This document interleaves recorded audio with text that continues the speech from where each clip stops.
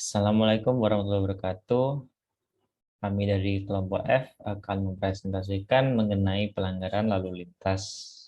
Sebelumnya, perkenalkan kami grup F beranggotakan Rofisli Utami, Sheila Agustina, Muhammad Aljudifa, dan Syam Rahmawan. Yang A adalah masalah atau kejadian yang sering muncul dalam berlalu lintas. Yang pertama, pelanggaran rambu-rambu lalu lintas. Yang kedua, tidak menggunakan helm, tidak menyalakan lampu kendaraan, tidak membawa surat kelengkapan berkendara, seperti tidak membawa SIM dan STNK. Dan yang terakhir, melawan arus lalu lintas. Poin B yaitu akar permasalahan dalam pelanggaran lalu lintas. Yang pertama yaitu minimnya pengetahuan masyarakat mengenai peraturan, marka, dan rambu-rambu lalu lintas. Lalu yang kedua yaitu masyarakat hanya patuh ketika ada polisi yang berpatroli atau ketika melewati kantor-kantor pos polisi. Dan yang terakhir adalah kebanyakan masyarakat tidak memikirkan keselamatan diri atau orang lain. Jadi tidak berhati-hati, tidak memakai helm dan pengaman lainnya. Dampak bagi masyarakat dan kehidupan berbangsa. 1. Orang yang melanggar rambu-rambu lalu lintas yang dia lakukan secara sengaja membuatnya menjadi tidak tenang dan merasa bersalah. 2. Kalau hal ini dilakukan oleh masyarakat secara terus-menerus, maka ini akan menjadi budaya negatif masyarakat yang sulit untuk dirubah. 3. Para pengguna jalan, baik yang menggunakan kendaraan maupun yang tidak atau berjalan kaki di trotoar, akan terancam keselamatannya. 4. Pelanggaran rambu-rambu lalu lintas akan membuat angka kecelakaan di jalan menjadi meningkat dan tentunya ini akan merugikan. 5. Hal ini bisa menjadi penyebab kemacetan yang semakin parah dikarenakan banyaknya pengendara yang tidak mematuhi peraturan lalu lintas. Sila yang berkenaan dengan kejadian pelanggaran lalu lintas. Pelanggaran lalu lintas bertentangan dengan sila kelima Pancasila. Alasannya adalah karena perbuatan ini merugikan kepentingan umum, melanggar hak-hak pengguna jalan yang lain, merugikan orang lain sehingga jauh dari kata adil yang merupakan nilai yang diusung oleh sila kelima Pancasila, yaitu keadilan sosial bagi seluruh rakyat Indonesia. Dan selanjutnya untuk poin E adalah produk hukum yang mengatur kejadian pelanggaran dalam berlalu lintas.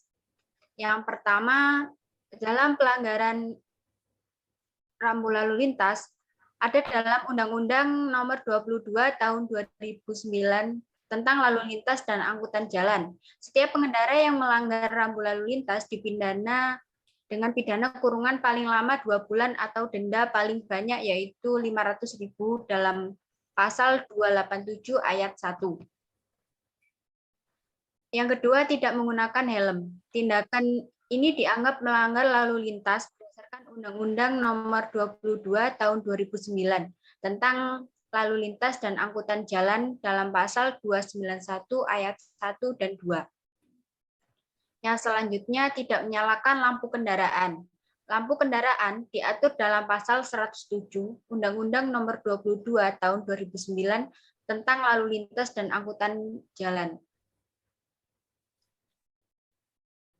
Dan yang keempat, tidak membawa surat kelengkapan berkendara. Seperti SIM dan STNK ini wajib dibawa dan wajib ditunjukkan kalau sewaktu-waktu ada pemeriksaan di jalan. Dan bagi pengemudi yang tidak bisa menunjukkan bisa ditilang dengan ancaman hukuman yang beragam. Sebagaimana diatur dalam Undang-Undang Nomor 22 Tahun 2009 dan Peraturan Pemerintah Nomor 80 Tahun 2012. Dan yang terakhir, melawan arus. Selama ini pelanggaran melawan arus dikenakan Pasal 287 Undang-Undang Nomor 22 Tahun 2009 tentang lalu lintas angkutan jalan dengan hukuman pidana kurungan 2 bulan atau denda paling banyak 500.000. Saran agar kejadian pelanggaran lalu lintas dapat teratasi. Yang pertama adalah upaya yang sedikit represif untuk mengatasi pelanggaran, yaitu denda yang dijatuhkan saat diberlakunya proses penilangan. Selain dilakukan denda tersebut, dapat dilakukan melalui sanksi berupa kewajiban untuk hadir di persidangan. Lalu yang ketiga adalah memberlakukan e-tilang. Dengan adanya e-tilang yang telah diberlakukan di berbagai wilayah, tentunya diharapkan masyarakat akan menjadi lebih hati-hati karena lebih waspada untuk mematuhi peraturan lalu lintas. Lalu yang keempat adalah reinforcement sebagai upaya mengatasi pelanggaran lalu lintas. Reinforcement yaitu penguatan yang membuat seseorang menghindari pelanggaran seperti pemberian penghargaan tahunan pada warga yang taat lalu lintas di setiap daerah di seluruh Indonesia, khususnya yang padat penduduk. Dan yang terakhir adalah pengawasan melalui CCTV dengan